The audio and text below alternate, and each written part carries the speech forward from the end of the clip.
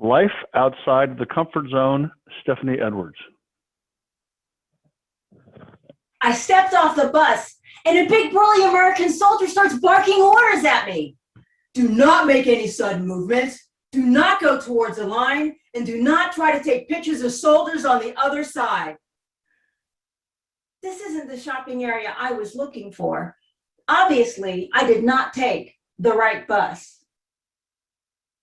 Contest chair, fellow Toastmasters, and esteemed guests, what decisions in your life have taken you outside of your comfort zone? A little about myself. The hardest decision I had to make up until that point in my life was, do you want fries with that? I stayed close to my hometown of Jacksonville, Florida. I was a shy, naive introvert. I then married a military man that was destined to take me away from my comfort zone. Camp Pelham, South Korea. My first international experience. I was a young lady in a country where the color of my skin was a good indication that I was not a local. Some soldiers and spouses alike dared not venture outside the safe boundary of Camp Pelham's gate if it was unnecessary, especially because of where it was located. Less than 1 mile from the demilitarized zone, or DMZ, that razor-thin line between North and South Korea. Why would I have been any different?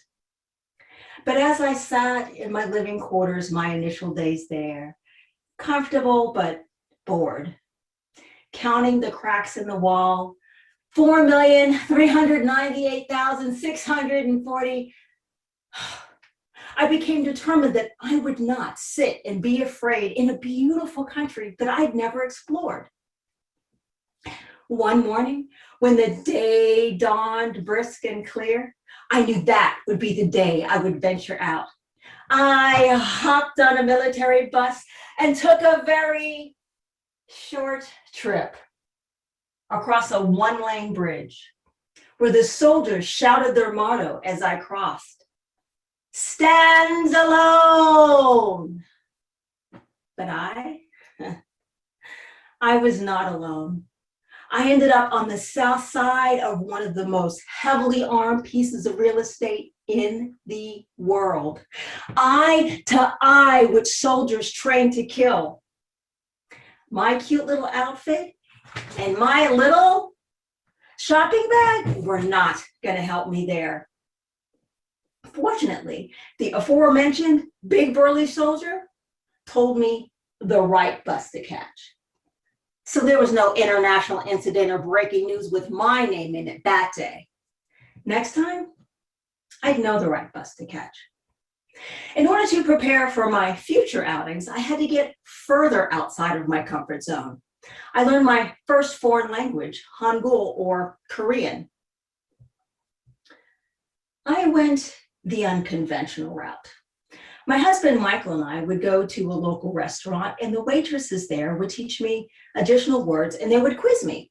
It was our weekly kimchi with a side of questions. In order to work on my new vocabulary, this shy introvert would talk to her neighbors as she was walking home, most of whom spoke no English. One evening, I passed a halmoni, or grandmother, and I said hello in formal Korean and went along my way. The next time I saw her, she said hello in English and she had the biggest smile on her face. My next opportunity to use my foreign language skills came when I was taking a military bus back home, and it broke down in a neighboring town.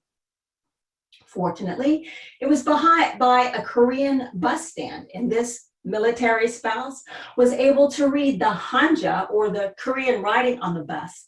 And that day, I saved myself and caught the right bus. But I also returned a favor. I saved the soldiers that were with me and directed them to the right bus. I started traveling South Korea like a local.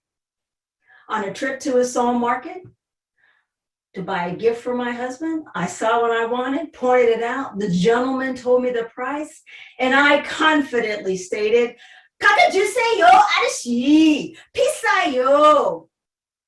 You should have seen him.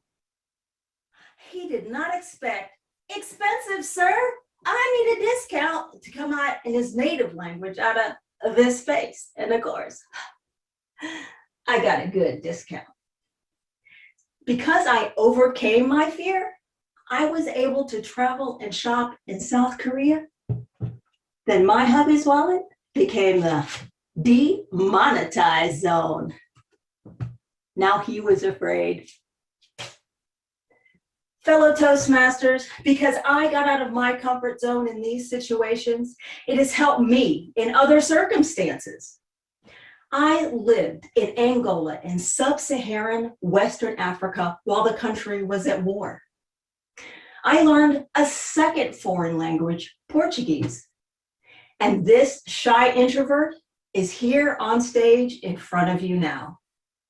My alternative, as well as yours, each and every day, sit around, do nothing, accomplish nothing, and be afraid. So I challenge you to get out of your comfort zone, travel, pick up a new language, learn a new hobby. But do a little bit of research. So as you travel outside your comfort zone, you too can take the right bus. Contest chair.